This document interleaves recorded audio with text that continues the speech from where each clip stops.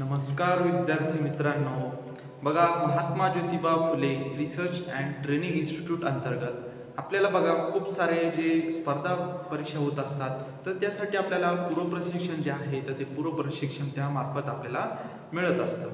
तर मग यासाठी एक आपली एक्झाम होत असते, कॉमन एंट्रन्स टेस्ट. मग त्यामध्ये जो काही स्कोर असतो त्याच्या मार्कच्या बेसिसवर, तसेच कॅटेगरीनुसार जे काही तुम्हाला आरक्षण आहे त्यानुसार तुमचं काय असतं, सिलेक्शन जे आहे तर ते पूर्व प्रशिक्षणासाठी होत असतं. आता ॲकॅडमिक इयर जे आहे आपलं 25-26 हे 25-26 जे आहे तर त्यासाठी खूप साऱ्या स्पर्धा परीक्षांचे एक्झाम जे आहे तर ते एक्झाम कॉमन एंट्रन्स टेस्ट जे आहे तर त्या घेतल्या होत्या.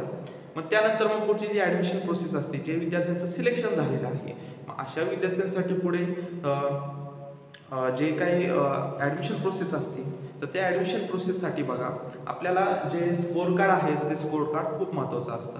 आपले इतर डॉक्युमेंट जे आहे, कॅटेगरी सर्टिफिकेट असेल, अजून दुसरे काही जे सर्टिफिकेट असतात, जसे की तुमचं एज्युकेशन क्वालिफिकेशन असेल, कॅटेगरी सर्टिफिकेट, परत अजून इतर जे काही महत्त्वाचे जे काही डॉक्युमेंट्स आहेत तर ते डॉक्युमेंट्स तुम्हाला लागत असतात. त्यामध्ये सर्वात महत्त्वाचं म्हणजे काय, स्कोर कार्ड.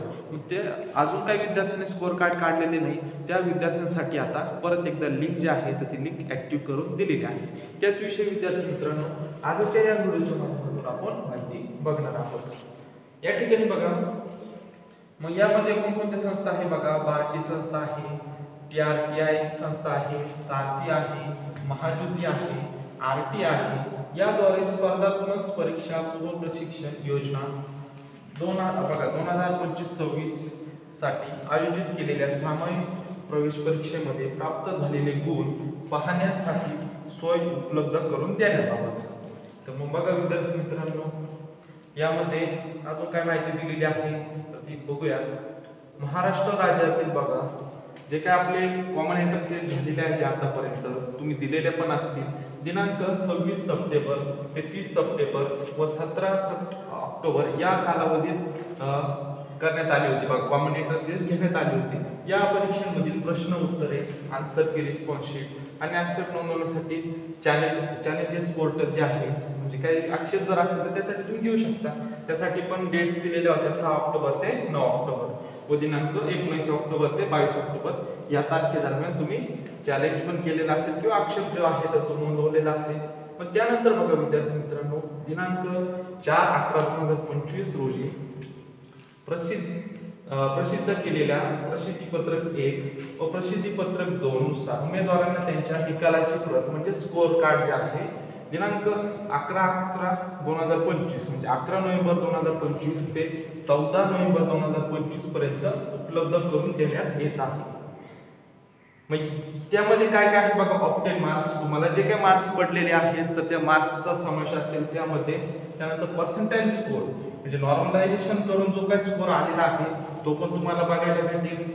अजून काय सांगितलेलं आहे बघा, हे दोन गोष्टी ज्या आहेत ते तुम्हाला बघायला मिळतील.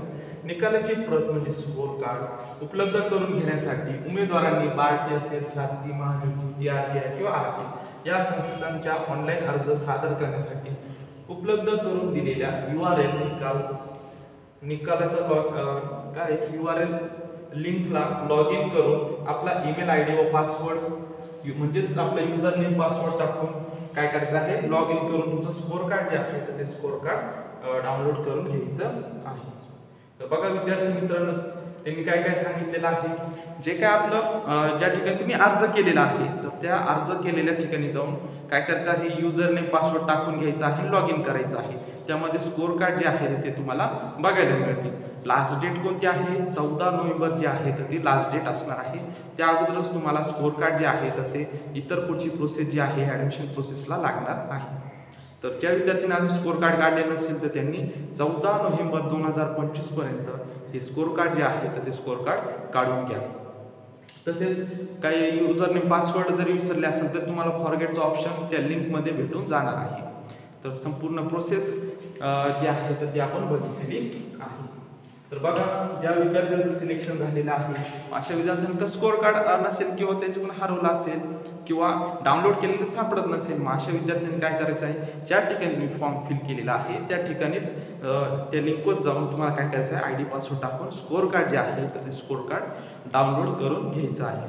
अशा प्रकारे ही संपूर्ण प्रोसेस होती. ही अपडेट जे आहे तर ही अपडेट आपण बघितलेली आहे. तर विद्यार्थी मित्रांनो, आपल्या चॅनल जर तुम्ही नवीन असाल तर चॅनल सबस्क्राईब करून घ्या, म्हणजेच तुम्हाला नवीन व्हिडिओ तसेच नवीन अपडेट्स तुम्हाला भेटत जातील. तर विद्यार्थी मित्रांनो, भेटूयात नवीन अशा काही व्हिडिओमध्ये. तोपर्यंत धन्यवाद.